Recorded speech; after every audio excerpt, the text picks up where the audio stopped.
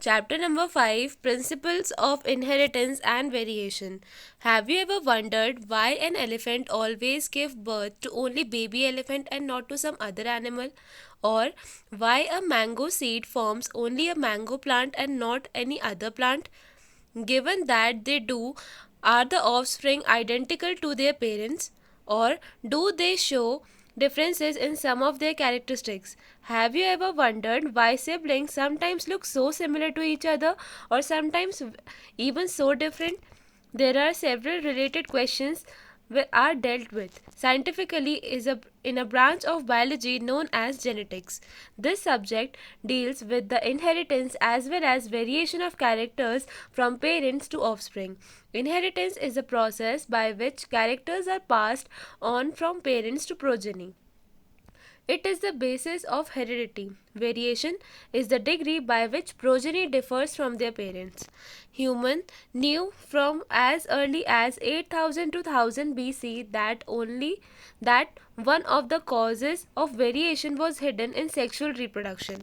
They exploited the variation that were naturally present in the wild population of plants and animals to selectively breed and select for organisms that possess desirable characters. For example, through artificial selection and domestication from ancestral wild cows, we have well known Indian breeds, example Sahiwal cows in Punjab. We must, however, recognize that though our ancestors knew about the inheritance of variation of characters and variation, they had very little idea about the scientific basis of these phenomena. 5.1 Mendel's Law of Inheritance. It was during the mid 19th century that headway was made in the understanding of inheritance. George Mendel conducted hybridization experiment on garden peas for 7 years, 1856 to 1863, and proposed the law of inheritance in living organisms. During Mendel's investigations into inheritance pattern, it was for the first time that statistical analysis and mathematical logic were applied to problems in biology. His experiment had a large sampling size which gave greater credibility to the data that he collected. Also, the confirmation of his inference from experiments on successive generation of his tested plant proved that his results pointed into general rules of inheritance rather than being unsubstantiated ideas. Mendel investigated characters in the garden pea plant that were manifested as two opposite traits. Example, tall or dwarf plant, yellow or green seeds. This allowed him to set up a basic framework of rules governing inheritance, which was expanded on by later scientists to account for all the diverse natural observation and the complexities inherent in them. Mendel conducted such artificial pollination cross pollination experiments using several true breeding bee lines. A true breeding line is one that have undergone continuous self pollination, showed the stable trait inheritance and expression for several generations. Mendel selected 14 true breeding pea plant varieties as pair which were similar except for the one character with contrasting traits. Some of the contrasting traits selected were smooth or wrinkled seed, yellow or green seed, inflated full or constricted yellow, green or yellow pods, and tall or dwarf plants. Figure 5.1 and table 5.1. 5.2 Inheritance of one gene. Let us take the example of one such hybridization experiment carried out by Mendel, where he crossed tall and dwarf pea plant to study the inheritance of one gene. Figure 5.2. He collected the seeds produced as a result of this cross and grew them to generate plants of the first hybrid generation. This generation is also called the filial 1 progeny or the F1. Mendel observed that all the F1 progenies plant were tall like one of its parents. None were dwarf. Figure 5.3. He made similar observation for the other pair of traits. He found that the F1 always resembled either one of the parents and that the trait of the other parent was not seen in them. Mendel then self-pollinated the tall F1 plant and to his surprise found that in the filial 2 generation some of the offspring were dwarf. The character that was not seen in F1 generation was now expressed. The proportion of plant that were dwarf were 1 by 4th of the F2 plant while 3/4 of the F2 plant were tall. The tall and dwarf trait were identical to their parental type and did not show any blending. That is, all the offspring were either tall or dwarf. None were of in between height. Figure 5.3. Similar results were obtained with the other trait that he studied.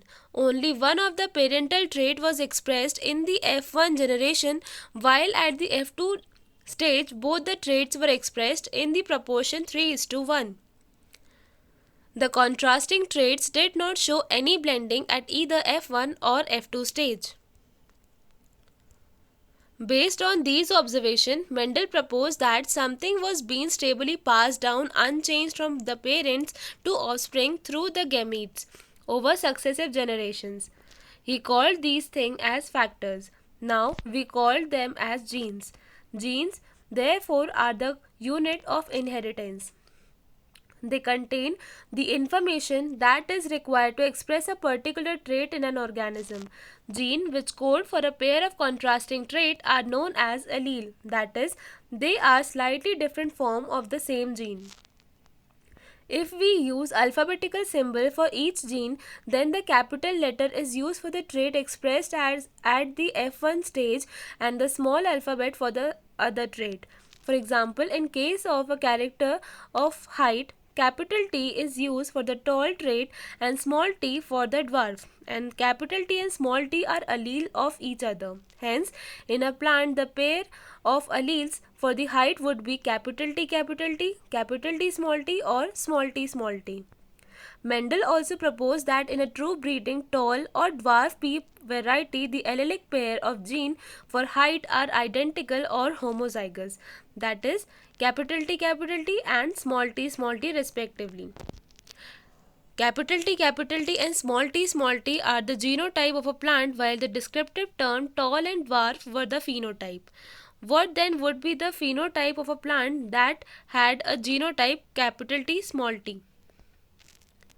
As Mendel found the phenotype of the F1 heterozygote capital T small t to be exactly like capital T parent in appearance, he proposed that in a pair of dissimilar factors, one dominates the other, as in the F1, and hence is called the dominant factor while the other is recessive. In this case, capital T for tallness is dominant over small t for dwarfness, that is recessive. He observed identical behavior for all the other characters or traits pair that he studied. It is convenient and logical to use the capital and lower case of the alphabetical symbol to remember this concept of dominance and recessiveness. Do not use capital T for tall and small d for dwarf because you will find it difficult to remember whether capital T and small d are the alleles of the same gene or character or not. Alleles can be similar as in the case of homozygote capital T and small t or can be dissimilar as in the case of heterozygote capital T small t. Since the plant capital T small t plant is heterozygous for gene controlling one character height, it is a monohybrid, and the cross between capital T and small t is monohybrid cross. From the observation that the recessive parental trait is expressed without any blending in the F2 generation, we can infer that when the tall and dwarf plant produce gametes by the process of meiosis, the alleles of the parental pair separate or segregate from each other and only one allele is transmitted to a gamete. This segregation of allele is a random process, and so there is a 50% chances of a gamete containing either allele. As has been verified by the results of the crossings. In this way, the gametes of the tall T plants have the allele T and the gamete of a dwarf small t plant have the allele small t. During fertilization, the two allele T from one parent, say through the pollen, and small t from the other parent, then through the egg, are united to produce zygote that have one T allele and one small t allele. In other words, the hybrids have T small t. Since these hybrids contain alleles which express contrasting traits, the plants are heterozygous. The production of gametes by the parents, the formation of zygote, the F1 and F2 plants can be understood from the diagram called Punnett square, as shown in figure 5.4. It was developed by a British geneticist, Ronald C. Punnett. It is a graphical representation to calculate the probability of all the possible genotypes of offspring in a genetic cross. The possible gametes are written on two sides, usually the top row and the left column. All possible combinations are represented in boxes below in the squares, which generate a square output form. The Punnett square shows the parental tall T male and dwarf small t female plants. The gametes produced by them and the F1 T small t progeny. The F1 plants of genotype T small t are self-pollinated. The symbol this and this are used to denote the female eggs and male pollen of the F1 generation respectively. The F1 plants of the genotype T small t were self-pollinated, produce gametes of the genotype T and small t in equal proportion. When fertilization takes place, the pollen grain of genotype T have a 50% chances to pollinate eggs of the genotype T as well as of genotype small t. Also, pollen grain of genotype small t have a 50% chance of pollinating eggs of genotype T as well as of genotype small t. As a result of random fertilization, the resultant zygote can be of the genotype T small t or small t. From the Punnett square, it is easily seen that 1/4 of the random fertilization leads to T, half leads to T small t, and 1/4 lead to small t. Though the F1 have a genotype of T small t, but the phenotype character seen is tall. At F2, 3/4 of the plant are tall, where some of them are T, while others are T small t. Externally, it is not possible to distinguish between the plant between the genotype T and T small t. Hence, within the genotypic pair T small t, only one character T tall is expressed. Hence, the character T or tall is said to be dominant over the other allele small t or dwarf character.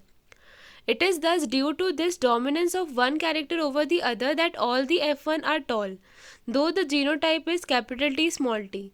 And in the F2, 3/4 of the plant are tall, though genotypically half are T small t and only 1/4 are T. This leads to a phenotypic ratio of 3/4 tall, 1/4 T plus half T small t and 1/4 small t, that is a 3:1 ratio, but a genotypic ratio of 1:2:1. The 1/4:1/2:1/4 ratio of T small t and small t is mathematically condensable to form a binomial expression ax plus by whole square that has the gametes bearing gene T and small t in equal frequency of half. The expression is expanded as given below. 1/2 T plus 1/2 small t whole square is equal to 1/2 T plus 1/2 small t into 1/2 T plus 1/2 small t, which is equal to 1/4 T plus 1/2 T small t plus 1/4 small t. Mendel self-pollinated the F2 plant and found that the dwarf F2 plants continue to generate dwarf plants in F3 and F4 generations. He concluded that the genotype of a dwarf was homozygous small t. What do you think he would have got that he self-pollinated a tall F2 plant? From the preceding paragraph, it is clear that though the genotypic ratio can be calculated using mathematical probability by simply looking at the phenotype of a dominant trait, it is not possible to know the genotypic composition. That is, for example, whether a tall plant from F2 or F1 has capital T or capital T small t composition cannot be predicted. Therefore, to determine the genotype of a tall plant at F2, Mendel crossed the tall plant from F2 with a dwarf plant. This he called a test cross.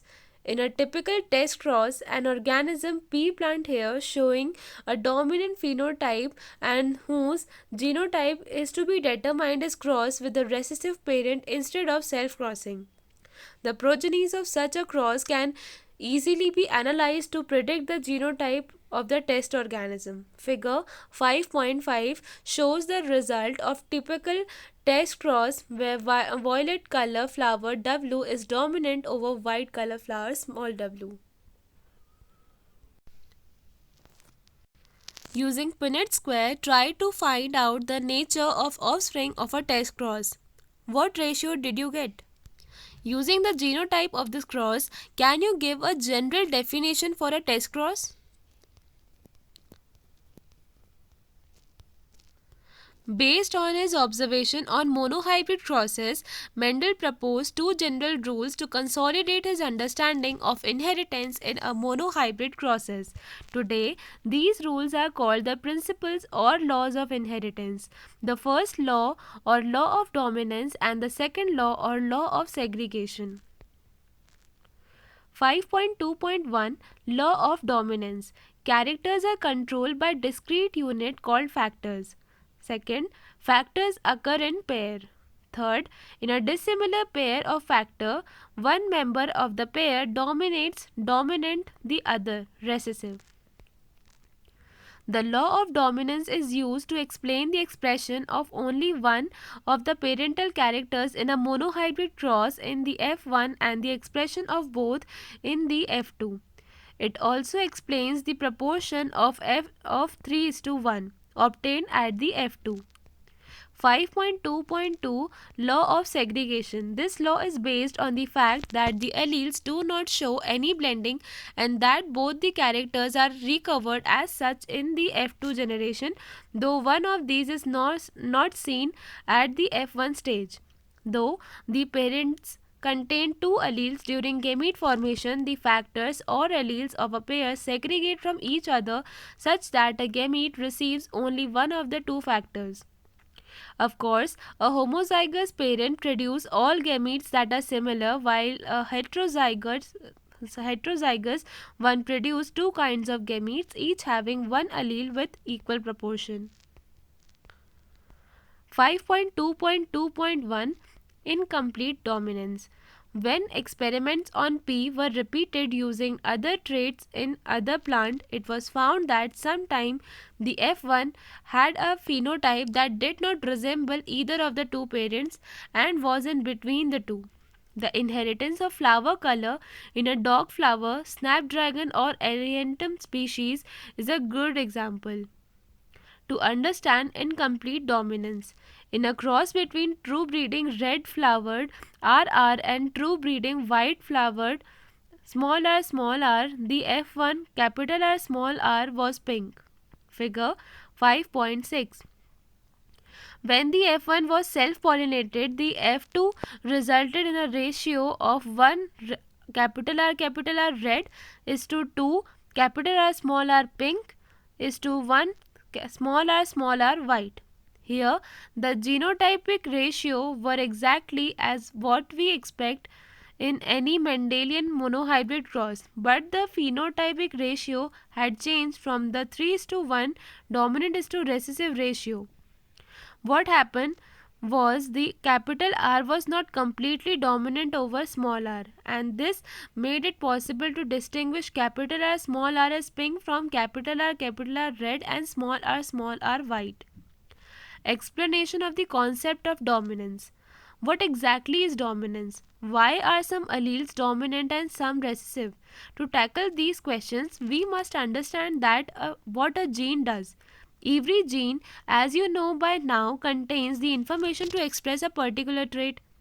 In a diploid organism, there is a two copies of each gene, that is, a pair of alleles. Now, these two alleles need not always be identical as in the heterozygote. One of them may be different due to some changes that it has undergone, about which you will read further on and in the next chapter, which modifies the information that particular allele carries.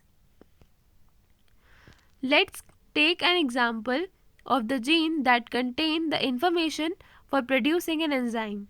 Now, there are two copies of this gene, the two allelic forms. Let us assume, as is more common, that the normal allele produces the normal enzyme that is needed for the transformation of a substrate S. Theoretically, the modified allele could be responsible for production of number 1, the normal or less efficient enzyme, or number 2, a non-functional enzyme, or number 3, no enzyme at all. In the first case, the modified allele is equivalent to the unmodified allele. That is, it will produce the same phenotypic or trait, that is, result in the transformation of substrate S. Such equivalent allele pair are very common. But if the allele produce a non-functional enzyme or no enzyme, the phenotype may be affected. The phenotypic trait will only be dependent on the functioning of the unmodified allele. The unmodified or functioning allele, which represents the only original phenotype, is the dominant allele, and the modified allele is generally the recessive allele. Hence, in the example above, the recessive trait is seen due to non-functional enzyme or because no enzyme is produced. 5.2.2.2 Codominance.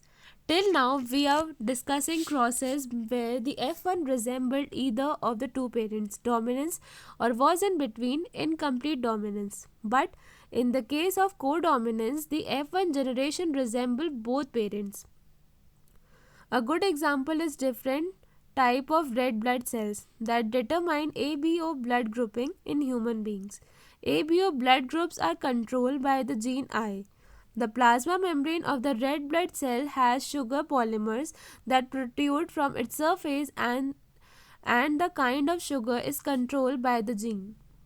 The gene I has three alleles, IA, IB and small I. The allele IA and IB produce a slightly different form of sugars, while allele small I does not produce any sugar. Because humans are diploid organisms, each person possesses any two of the three I genes allele. IA and IB are completely dominant over small I. In other words, when a capital IA and small I are present, only IA expresses, because small I do not produce any sugar. And when IB and small I are present, IB expresses. But when IA and IB are present together, they both express their own type of sugars. This is because of codominance. Hence, red blood cells have both A and B types of sugars. Since there are three different alleles, there are 6 different combinations of these 3 alleles that are possible, and therefore a total of 6 different genotypes of the human ABO blood groups. Blood types, table 5.2. How many phenotypes are possible?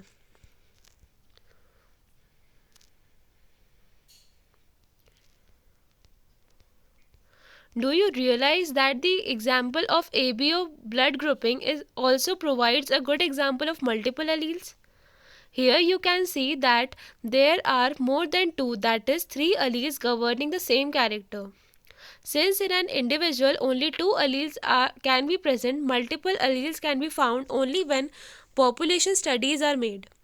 Occasionally, a single gene product may produce more than one effect. For example, starch synthesis in pea seed is controlled by one gene. It has two alleles, capital B and small b. Starch synthesized effectively by capital B homozygotes, and therefore large starch grain are produced. In contrast, small b homozygotes have lesser efficient in starch synthesis and produce smaller starch grain. After maturation of the seeds, capital B seeds are round and the small b seeds are wrinkled. Heterozygotes produce round seeds, and so capital B seems to be dominant allele. But the starch grain produced are of intermediate size in capital B small b seeds. So if starch grain size is considered as the phenotype, then from this angle all the alleles show incomplete dominance. Therefore, dominance is not an autonomous feature of a gene or product that it has information for. It depends as much on the gene product and the production of a particular phenotype from this product as it does on a particular phenotype that we choose to examine, in case more than one phenotype is influenced by the same gene.